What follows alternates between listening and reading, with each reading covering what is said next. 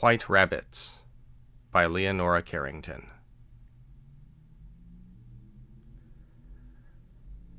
The time has come that I must tell the events which began in 40 Pest Street.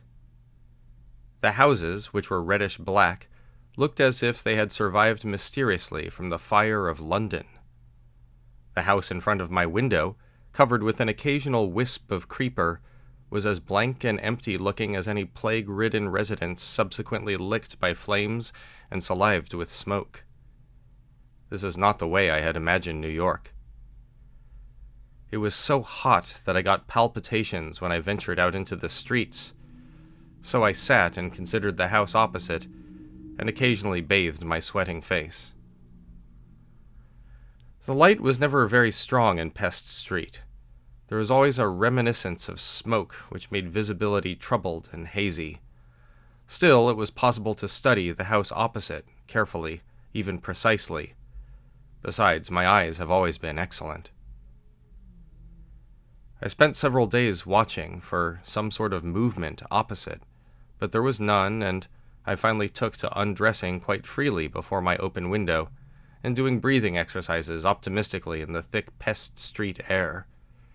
This must have blackened my lungs as dark as the houses. One afternoon I washed my hair and sat out on the diminutive stone crescent which served as a balcony to dry it.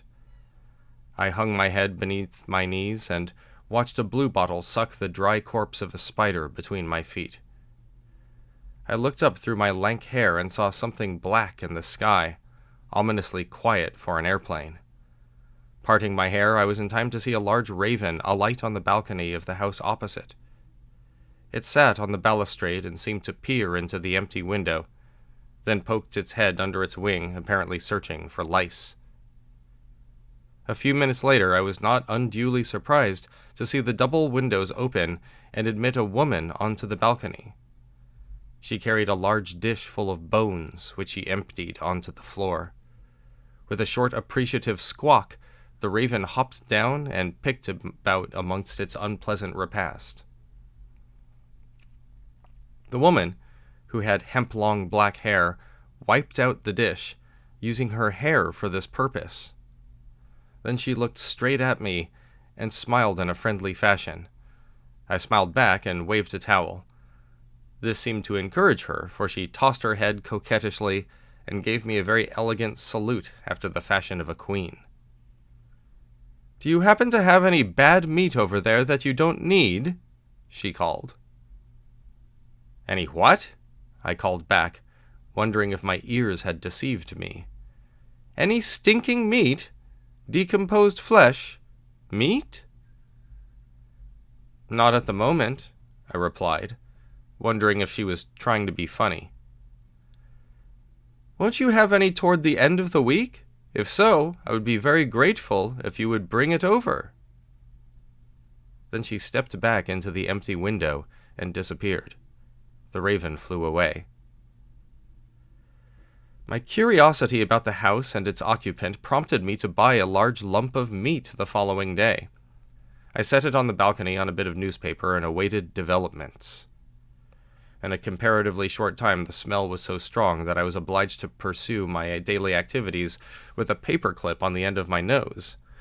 Occasionally, I descended into the street to breathe.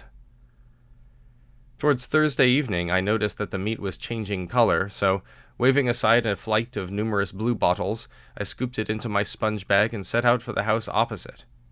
I noticed, descending the stairs, that the landlady seemed to avoid me. It took me some time to find the front door of the house opposite. It turned out to be hidden under a cascade of smutty ivy, giving the impression that nobody had been either in or out of the house for years. The bell was of the old-fashioned kind that you pull, and, pulling it harder than I intended, it came right off in my hand. I gave the door an angry push, and it caved inwards, emitting a ghastly smell of putrid woodwork. The woman herself came rustling down the stairs, carrying a torch. "How do you do? How do you do?" she murmured ceremoniously, and I was surprised to notice that she wore an ancient and beautiful dress of green silk. but as she approached me, I saw that her skin was dead white and glittered as though speckled with thousands of minute stars. "Isn't that kind of you?" she went on, taking my arm with her sparkling hand. "Won't my poor little rabbits be pleased?" We mounted the stairs, and my companion walked so carefully that I thought she was frightened. The top of the stairs opened into a boudoir decorated with dark Baroque furniture and red plush. The floor was littered with gnawed bones and animal skulls. "It's so seldom that we get a visit," smiled the woman, "so they all scuttle off into their little corners." She uttered a low whistle, and, transfixed, I saw about 100 snow-white rabbits emerge cautiously from every nook, their large pink eyes fixed unwinkingly upon the woman. Come, pretty ones, she cooed, diving her hand into my sponge bag and pulling out a handful of rotting meat. With a sensation of deep disgust, I backed into a corner and saw her throwing the carrion amongst the rabbits, which fought like wolves for it. "One becomes very fond of them," the woman went on. "They each have their little ways. You would be surprised how very individual rabbits are." The rabbits in question were tearing at the meat with their sharp buck teeth. "We eat them, of course, occasionally. My husband makes a very tasty stew every Saturday night." Then a movement in the corner caught my attention, and I realized there was a third person in the room. As the woman's torchlight touched his face, I saw he had glittering skin like tinsel on a Christmas tree. He was dressed in a red gown and sat very rigidly with his profile turned towards us. He seemed to be as unconscious of our presence as that of a large buck rabbit which sat masticating a chunk of meat on his knee. The woman followed my gaze and chuckled. "That is my husband. The boys used to call him Lazarus." At the sound of this familiar name, he turned his face towards us, and I saw that he wore a bandage over his eyes. "Ethel?" he inquired in a rather thin voice. "I won't have any visitors here. You know quite well that I've forbidden it strictly." "Now, Laz, don't start carrying on." Her voice was plaintive. "You can't grudge me a little bit of company. It's 20-odd years since I've seen a new face.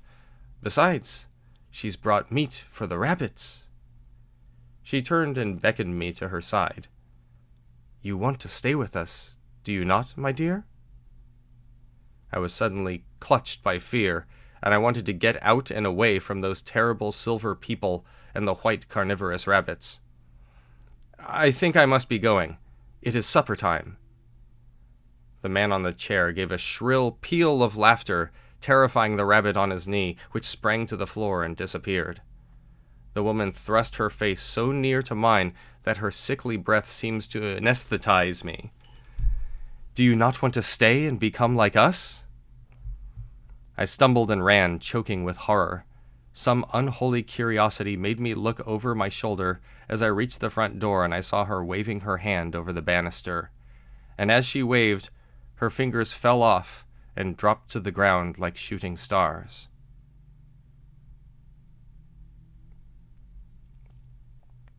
That was White Rabbits by Leonora Carrington.